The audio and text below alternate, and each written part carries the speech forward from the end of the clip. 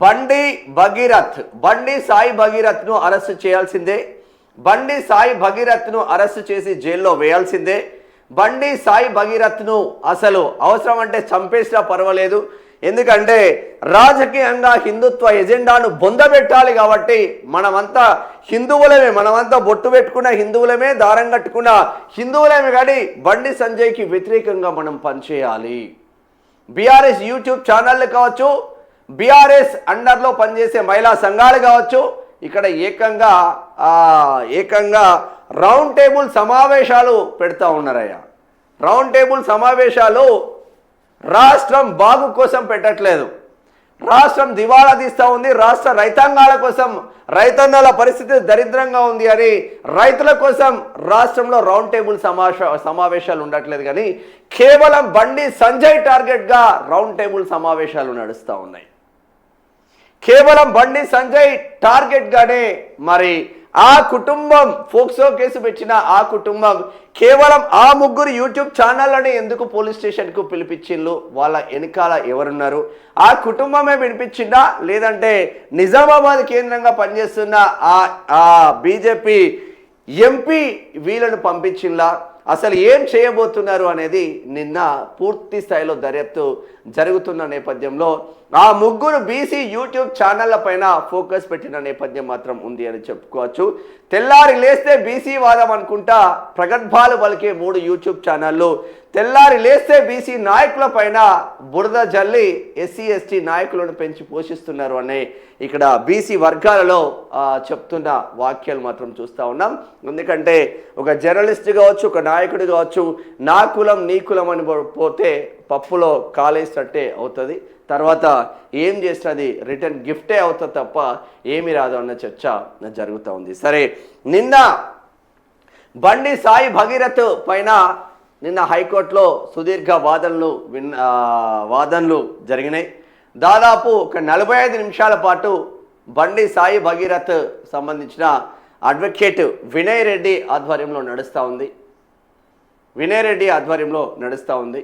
నిన్న పెద్ద ఎత్తున ఆ వాదనలు మాత్రం వినిపిస్తూ ఉంది. ఈరోజు దానికి సంబంధించిన అంటే బెయిల్ వస్తుందా, జైలుకి పోతాడా, మరి వారం రోజుల తర్వాత ఏం జరగబోతుంది, ఈరోజు ఏం జరగబోతుంది అన్నది తెలియాల్సిన ఆవశ్యకత ఉంటుంది. నిన్న ఇక్కడ పబ్లిక్ ప్రాసిక్యూషన్ ఎవరైతే ఉంటారో తను ఏకంగా క్రిమినల్ అని సంబోధించడంతోనే ఒక్కసారి కోర్టులో మాత్రం హై డ్రామా కొనసాగుతుంది.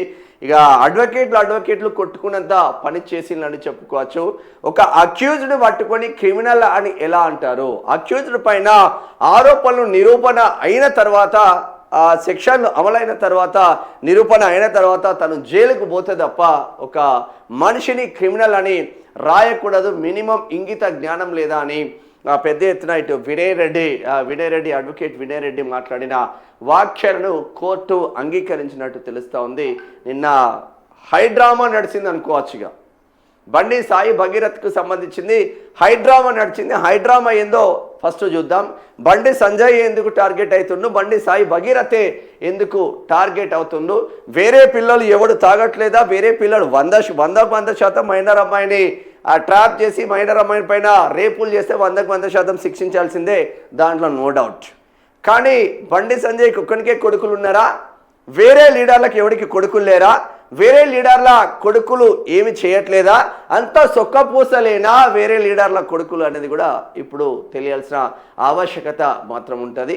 కేవలం యాంటీ హిందువులను సర్వనాశం చేయాలి, హిందూ ఎజెండాతో బండి సంజయ్ ముందుకు వెళ్తుండు కాబట్టి ఆ బండి సంజయ్ని మనం ఇప్పుడే కొట్టాలి అని చెప్పేసి చాలా పెద్ద ఎత్తున కోట్లు ఖర్చు పెట్టి బండి సంజయ్ పైన పెద్ద ఎత్తున ఇన్ఫ్లుయెన్సర్ కానీ ఇక్కడ యూట్యూబ్ ఛానళ్ళకు కానీ భారీ ఎత్తున డబ్బులు సమకూర్చి మరి రోజు బండి సంజయ్ ఇక రాష్ట్రంలో ఇప్పుడు బండి సాయి భగీరథ్ తప్పు చేస్తే 100% జైలుకి వెళ్తాడు. రాష్ట్రంలో రైతన్నల పరిస్థితులు ఎట్లా ఉన్నాయని నా కొడుకు పోయి రైతన్నల దగ్గర లోగో పెట్టి ఆ కాంటాల తాళ ఎట్లున్నది, కాంటాల ఎంత కట్ చేస్తున్నారని ఈ ముండా కొడుకులు ఎవడు చేయడు.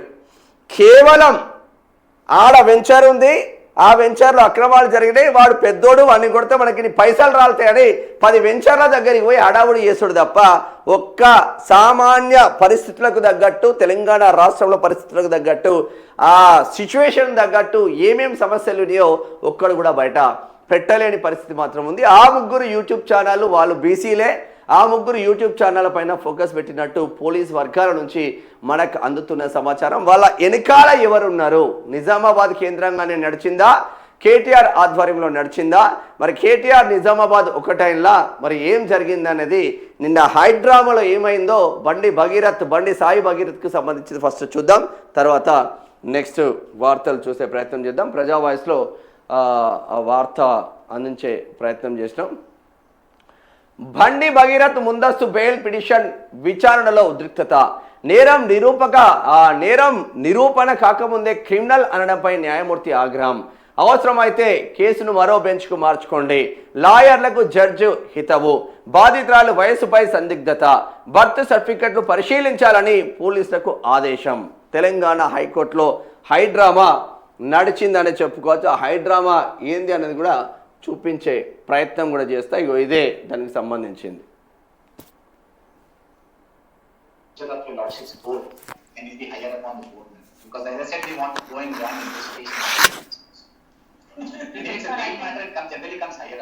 Every second criminal will come and say that he wants to join the investigation. But I take very strong objection, madam. My learned friend is the counsel. He cannot categorize anybody as a criminal.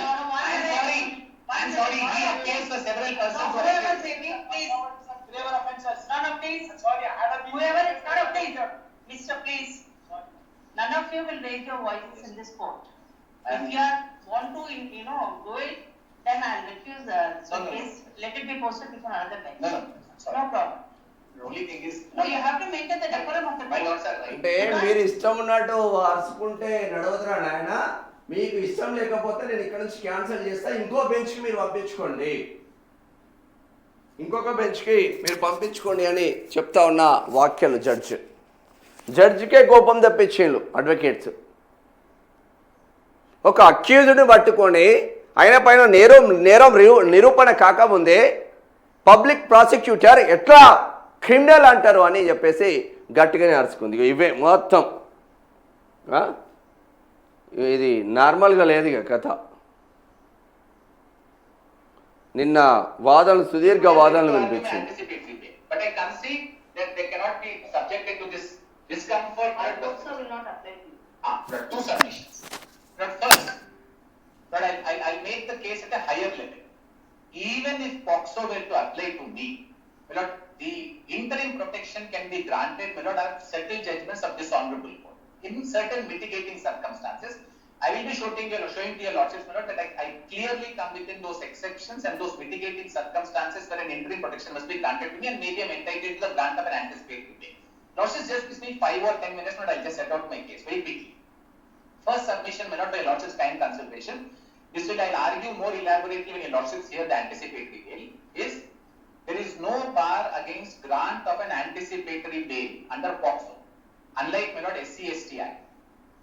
When the legislation wanted to forbid the even consideration of an anticipatory bail, it legislatively provided so, which means the legislature did not. ఇది ఇక్కడ వినయ్ రెడ్డి మాట్లాడుతున్న వాక్యాలు. The applicability of 482. బండి సాయి భగీరథ్కు సంబంధించిన వినయ్ రెడ్డి మాట్లాడుతున్న వాక్యాలు. ఇక్కడ కంప్లీట్గా సాయి భగీరథ్కు సంబంధించిన అడ్వకేట్ ప్యానెల్ను చూస్తూ ఉన్నాం. ఇక్కడ high court advocate, supreme court advocate Pothireddy Krishnakanth అన్న కూడా ఉన్నాడు. నా మీద కేసు అయినప్పుడు కూడా నాకు అండగా ఉన్న గొప్ప అడ్వకేట్ అని చెప్పుకోవచ్చు.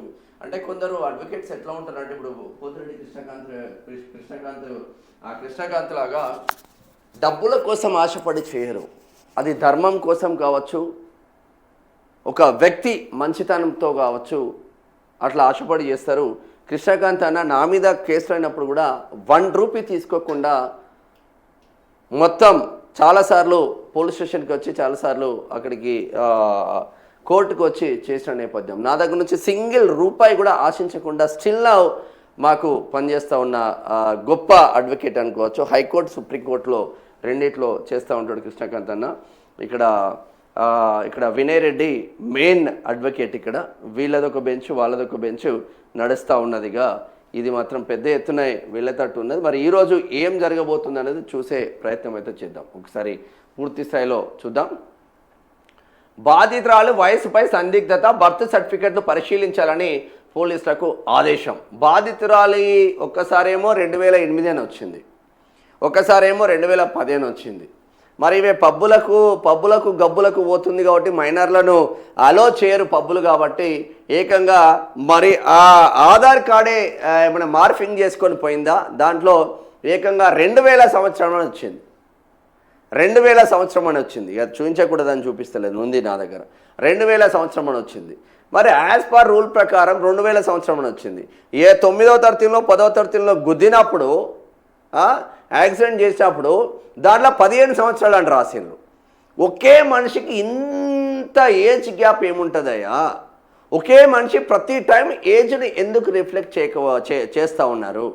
ఒక్కసారి ఒక ఏజు, ఇంకోసారి ఇంకో ఏజు అంటే ఒక్కొక్కరికి ఒక్కొక్క ఏజ్ చెప్పుకుంటూ పోతూ ఉన్నారా? అసలు ఏం జరుగుతుంది అనేది $1 మిలియన్ ప్రశ్నగా మారింది. పూర్తి స్థాయిలో వార్త చూద్దాం. ఇది తెలంగాణ హైకోర్టులో ఫోక్సో కేసు విచారణ సందర్భంగా అనూహ్య పరిణామాలు చోటు చేసుకున్నాయి. బండి భగీరథ్ దాఖలు చేసిన ముందస్తు బెయిల్ పిటిషన్పై విచారణ జరుగుతుండగా ఇరు పక్షాల లాయర్ల మధ్య జరిగిన వాగ్వాదం తీవ్ర ఉద్రిక్తతను దారితీసింది. లాయర్లు సంయమనం కోల్పోయి ఒకరిపై ఒకరు విమర్శలు చేసుకోవడం పట్ల న్యాయమూర్తి తీవ్ర అసహనం వ్యక్తం చేశారు. క్రిమినల్ వ్యాఖ్యలతో మొదలైన రగడ.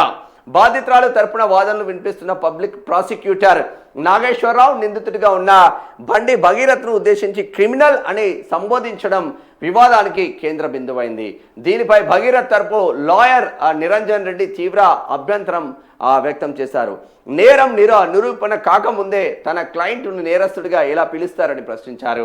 ఈ క్రమంలో ఇరువురు న్యాయవాదుల మధ్య మాటల యుద్ధం నడవడంతో కోర్టు హాల్లో గందరగోళం నెలకొంది. న్యాయమూర్తి కఠిన హెచ్చరిక. లాయర్ల తీరుపై న్యాయమూర్తి తీవ్రంగా స్పందించారు. నేరం రుజువయ్యే వరకు ఎవరిని నేరస్తుడు అనకూడదు అని స్పష్టం చేస్తూ కోర్టులో హుందాతనాన్ని పాటించాలని సూచించారు. లాయర్లకు సంయమనం లేకపోతే కేసును మరో బెంచ్కు మార్చుకోండి అంటూ ఘాటుగా వ్యాఖ్యానించడంతో ఒక్కసారిగా నిశ్శబ్దం ఆవరించింది. అనంతరం లాయర్లు శాంతించడంతో విచారణ కొనసాగింది. ఇది కథ. ఏమైపోయింది?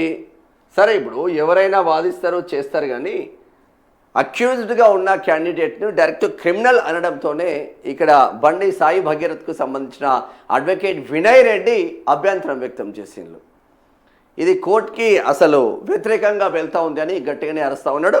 అటు పబ్లిక్ ప్రాసిక్యూటర్ అక్కడ నాగేశ్వరరావు కూడా అరుస్తూ ఉన్న నేపథ్యంలో ఇదేమన్నా పల్లి బాటినల పొట్టాలనుకుంటున్నారా, మరి ఏమనుకుంటున్నారని గట్టిగానే అరుచుకునేసరికి అందరూ గప్చుప్ సైలెంట్ అయిపోయింది. మీకు నచ్చకపోతే వేరే బెంచ్కి మార్చుకోండి, నాకేం అబ్జెక్షన్ లేదు, కోర్టు రూల్స్ పాటించాలని గట్టిగానే అరిసిన తర్వాత సైలెంట్ అయిన నేపథ్యం మాత్రం ఉంది. మరి ఈరోజు ఏం జరగబోతుంది అనేది కూడా చూడాల్సిన ఆవశ్యకత ఉంది. మరి ఈరోజు ఎటు పోతుంది ఏంది అనేది కూడా చూడాలి ఈరోజు.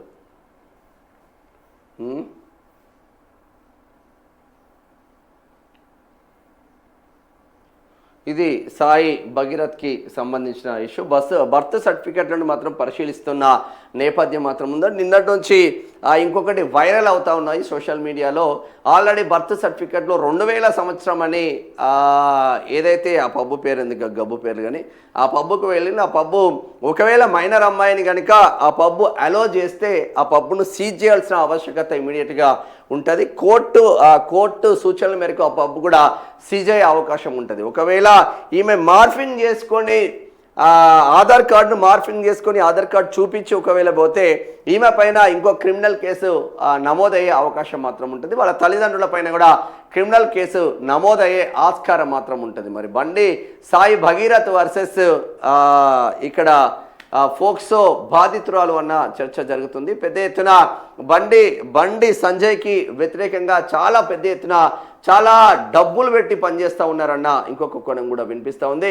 100% తప్పు చేస్తే శిక్షించాల్సిన ఆవశ్యకత ఉంటుంది. కానీ ఇలా రాజకీయ ఉద్దేశంతో బండి సంజయ్ని రాజకీయంగా బొందబెట్టాలని కంకణం కట్టుకున్న బీఆర్ఎస్ కావచ్చు, బీజేపీలో ఉన్న ఇద్దరు ఎంపీల ప్రోత్సాహంతో విచ్చలవిడిగా డబ్బులు ఖర్చు పెట్టి ఇక్కడ ప్రోగ్రామ్స్ చేపిస్తున్నారన్న ఇంకొక కోణం కూడా వినిపిస్తూ ఉంది. దీని అంతటికీ ఎవరెవరు బ్యాక్గ్రౌండ్లో ఉన్నారు, ఏమేమి నడుస్తూ ఉంది అనేది పూర్తి స్థాయిలో పోలీస్ ఎంక్వైరీలో తేలే అవకాశాలు ఉంటుంది. ఆ ముగ్గురు యూట్యూబ్ ఛానళ్ళ పైన కూడా పోలీసులు నిఘా పెట్టినట్టు సమాచారం అయితే అందుతూ ఉంది. చూద్దాం ఆ ముగ్గురు ఎవరన్నది. మీకు తెలుసు, నాకు తెలుసు, అందరికీ తెలుసు. ఇక ఒక్కసారి వెలుగు దినపత్రికకు పోదాం.